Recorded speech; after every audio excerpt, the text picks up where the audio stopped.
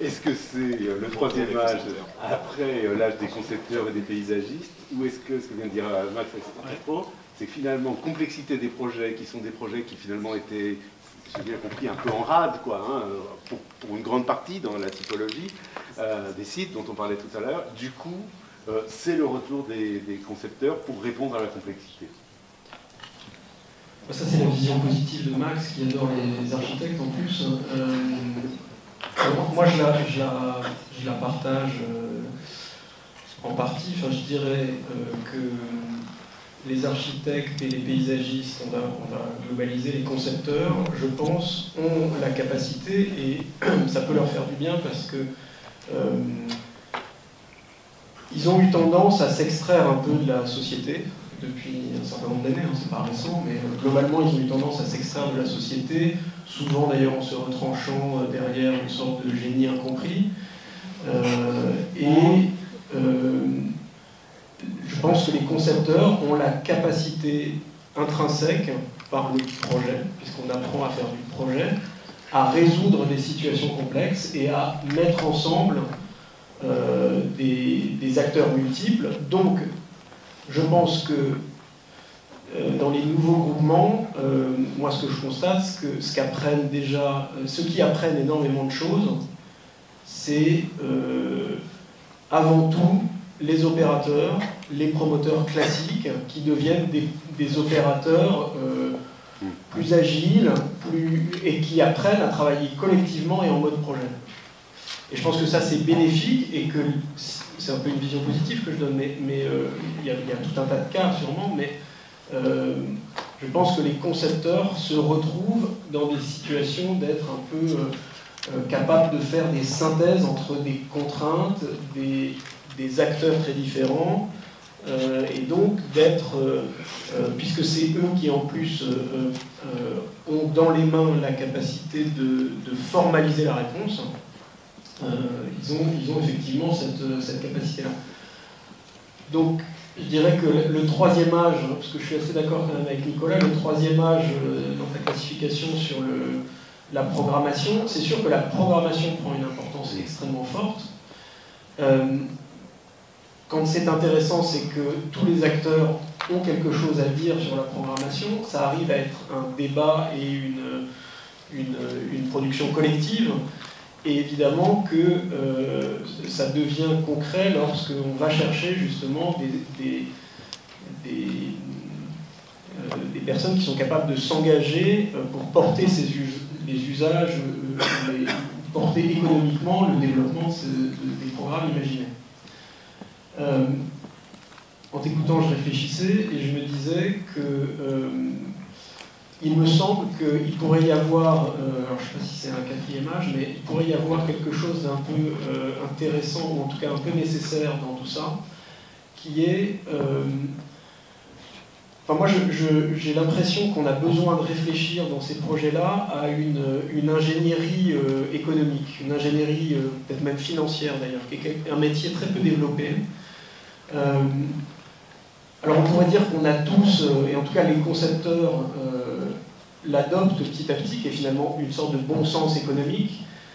mais il y a un travail très spécifique à faire en la matière, qui est d'arriver petit à petit à mettre en place, c'est pour ça que j'appelle ça ingénierie, mais en tout cas une sorte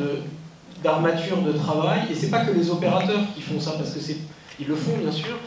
mais je veux dire, ça touche pas juste le bilan de l'opération, c'est pas juste arriver à un équilibre, et je trouve, parce que pour moi l'enjeu, on pourrait en reparler, pour moi l'enjeu, il est le prix du foncier. Et c'est un enjeu, je ne sais pas si vous en avez peut-être parlé ce matin, excusez-moi, mais je trouve que l'enjeu, il est évidemment de savoir comment ces dispositifs-là, peut-être que Catherine en a parlé ce matin, je ne sais pas, comment ces dispositifs-là qui ont un intérêt très fort, qui peuvent amener des solutions pour plein de situations, comment est-ce qu'on arrive aussi à les réguler et à trouver la bonne réponse, et donc à ne pas faire, et je ne dis pas que c'est ce qui arrive, mais parfois c'est ce qui arrive, c'est pas systématique, à ne pas faire que ce soit la charge foncière qui gagne, parce que c'est quand même le problème. Et on voit bien que dans le premier texte au pavillon de l'Arsenal, c'est les 7 milliards qui est le premier mot. Donc on voit bien qu'il y a un besoin, et qu'en plus, puisque c'est à 90%, merci du chiffre, du foncier public, c'est orienté vers une recette fiscale pour le détenteur de ce foncier, enfin pour le pouvoir public qui le détient au départ. On sait très bien que c'est plutôt orienté, ciblé vers le désendettement. Et donc il y a un vrai sujet qui est quand même foncier, qui est de savoir comment est-ce que cette stratégie-là, elle devient pérenne. C'est pas un one-shot qu'on ne sait pas réutiliser. Et donc je reviens à mon thème. Je pense qu'il y a quelque chose qui est et c'est peut-être un métier du programmiste ou de quelqu'un qui, en tout cas, ou c'est collectif d'ailleurs, d'avoir une attention très particulière pour une ingénierie économique et financière du projet, de savoir où est-ce qu'il faut dépenser de l'argent, où est-ce qu'on peut ne pas en dépenser, comment est-ce qu'on fait des projets pour ne pas en dépenser absurdement, bêtement, comment est-ce qu'on fait pour être agile aussi dans ces décisions-là. Il y a des fois, et puis évidemment il y a la question de l'espace public, parce que dans ces fonciers-là, et d'autant plus quand ils sont grands, il y a de l'espace qui est censé être cédé au privé et très souvent rétrocédé au public par la suite. Et donc toute cette ingénierie-là me semble assez nécessaire. Peut-être trop long. Juste quand même une dernière question sur cet enjeu-là, troisième âge, on peut caractériser ce qui est en train de se passer aujourd'hui, avec cet enjeu de la programmation et d'une réponse qui serait du côté, enfin, d'une expertise dans la capacité de réponse qui serait du côté des concepteurs, pour reprendre ça. Est-ce que c'est propre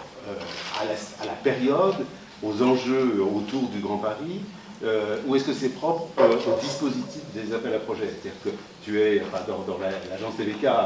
dans la période récente, été lauréate de bon nombre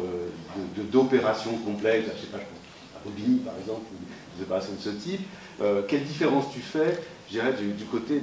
toujours sur d'autres questions là, des concepteurs, tu vois, entre les groupements, les groupements voilà, récents sur lesquels tu as travaillé et les groupements dans le cadre d'Inventons la métropole? Est-ce qu'il y en a une?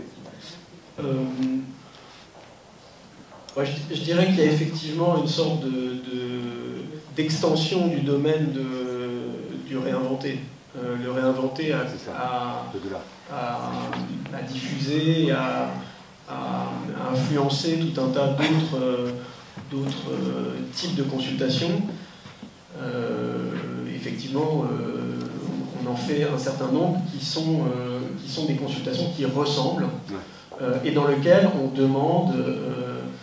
les opérateurs qui lancent ces consultations, que ce soit des aménageurs ou des villes, et souvent les aménageurs maintenant se sont convertis, et aussi, ça aussi on peut en discuter longtemps, l'aménageur a besoin de réinventer son modèle et son système de travail, c'est ce que tu évoquais tout à l'heure, parce que finalement dans les premiers, deuxième âges, il y a quand même un aménageur qui est derrière en général, ou une ville, mais qui est une ville qui aménage, et il y avait un modèle économique qui allait avec, qui n'était pas absent, mais qui était plus simple, qui était plus basique et plus direct, avec un ordre hiérarchique à suivre. Aujourd'hui, il y a une difficulté justement chez les aménageurs à produire des programmes dans lesquels on répond à la question de la programmation publique, c'est-à-dire celle que tu soulevais tout à l'heure, qui a une vision un peu globale, qui dit, avant c'était l'aménageur, en discussion avec la ville, qui finissait par dire il y a besoin d'un groupe scolaire, il va falloir qu'il arrive quelque part parce qu'on a prévu tant de logements. Eh bien aujourd'hui, cette question-là, elle devient beaucoup plus ouverte, beaucoup plus complexe, de la programmation à chaque opération finalement. Je pense qu'effectivement c'est beaucoup plus global que ce que comme tu le disais, il y a beaucoup de passerelles entre ces types de consultations. On passe à un représentant de l'âge 2.